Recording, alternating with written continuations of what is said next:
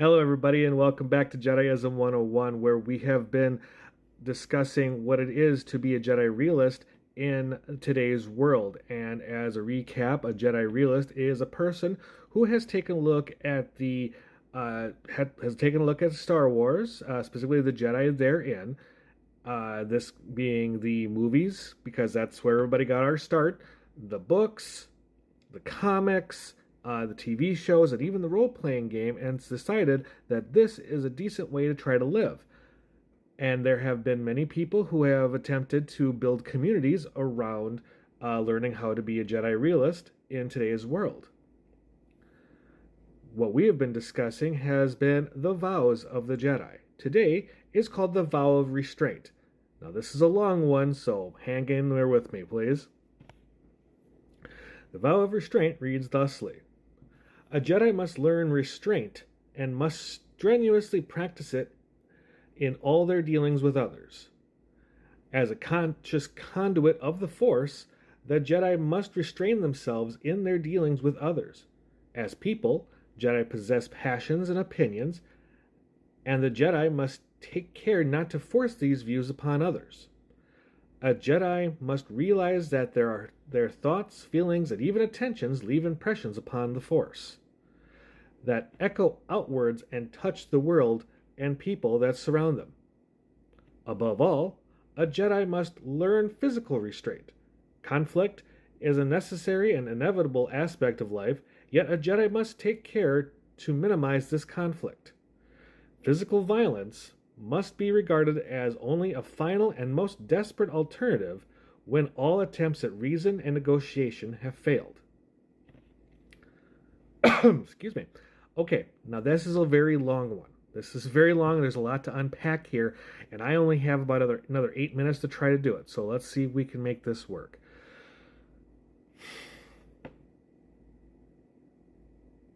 The vow of restraint. Being... Okay, so Jedi are people. Jedi realists are people. Let's put it this way. We all have thoughts, we have feelings, we have ideas, we have opinions, all this kind of stuff. Now, the vow of restraint says we should attempt not to force these on other people. But as a nuance to that, that's kind of what negotiating really is I'm trying to get you to see my way. I'm not trying to force you to do it. I'm trying to get you to see the reason that I have behind how I'm trying to get you to do what I'd like you to do. You can't force people, but you need to come with, prepared to talk about these things. You need to have your facts straight, have your timeline straight, have everything straight. The other thing, though, is you also have to keep in mind what their counter arguments can be, so you can make a counter to that counter. But, in all things, you can lead a horse to water, but you can't make them drink. So, in the end, at some point in time, sometimes you just need to stop, and that's called restraining yourself mentally and verbally, because you can't get out of it. And the other thing is, I'd like to remind people as the more the volume goes up, the more the other ears start closing. When I watch negotiations, whether it's a debate on the TV or it is, whatever, all I can notice is that when the volume goes up, people stop listening, including the person speaking. And it's because you can't force people to do what you want by yelling at them, by yelling down to them. You need to be able to negotiate with people to the point of they're seeing your way of things. So you're not forcing the views onto people, but you are trying to get them to see your view and take it upon themselves to change. This is a very tricky vow, and it's one that I know a lot of people struggle with, especially in this day and age. I mean, it's 2025, and I'm not going to go into what is like here on TikTok land, Facebook land, YouTube. I don't even bother with X. Twitter, whatever you want to call it, and there are just people shouting at each other. Just it's terrible. It's noisy. It's vitriol. And I'd love if they would just stop, breathe, and think a little bit. And not just think about their point of view, but think about the other's point of view. And this is, of course, what we call balance and contemplation. Hey, now we've just gone back to a couple other vows. We've now talked to, the vow of restraint. If you look at these in the order, now, we've come to vow of respect. We've got to respect people and their opinions. You don't have to like it. You just have to respect that they have them. Humility. Well, you're not more important than they are. Contemplation. Think about your situations. Balance. All of this kind of stuff. This is what it is to be a Jedi. It's confusing. It can be. I mean, there's a lot to think of, and it'd be great if everybody would just be peaceful for a day and then come back to the table and talk. Not yell, talk. Now, at the end of this vow, we're talking about physical restraint.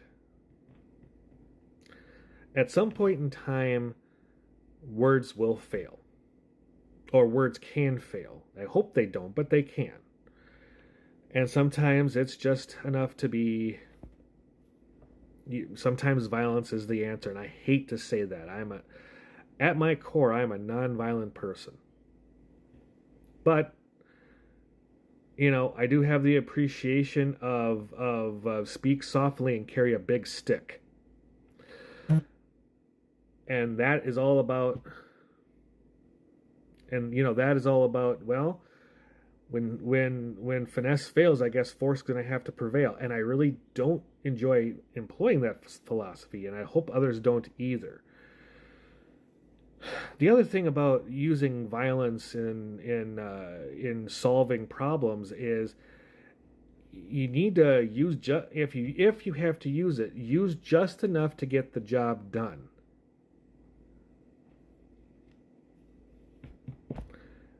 And sometimes that takes a lot, and I really hope it doesn't happen that way. But when we look at Jedi, we think about the balance of our three selves: the mental, the philosophical, spiritual, and then the physical self. Jedi are supposed to be physical beings as much as they are mental and spiritual as well, and that means we should, by and large, have the physical capability of committing violence when necessary. And Jedi of Star Wars, when you look at them, well, yes, they're contemplative, they're thoughtful, but when words run out, lightsabers get lit. But only to the point where they need to have it. Once the battle is done, they don't keep going. The lightsabers go back to their hip. A philosophical point I always mentioned, I study medieval arts and a lot of other things. And one thing that one thing that stuck with me was when you draw your sword, think not of what you are killing. Think of what you are allowing to live. This is the idea behind knowing what violence is going to come to. I could go on for more than this, but since I'm running out of time, I'm going to keep going. If you have more questions or you'd like me to elaborate on a point that I'm making, or any part of this, please do leave it in the comments. I will answer. I'm very good at habit of that. Until then, make sure that you drink more water, eat clean food, get some activity in, be kind to animals, the environment, to others that you meet, and especially be kind to yourself. Everybody, I will see you in the next video. May the Force be with you.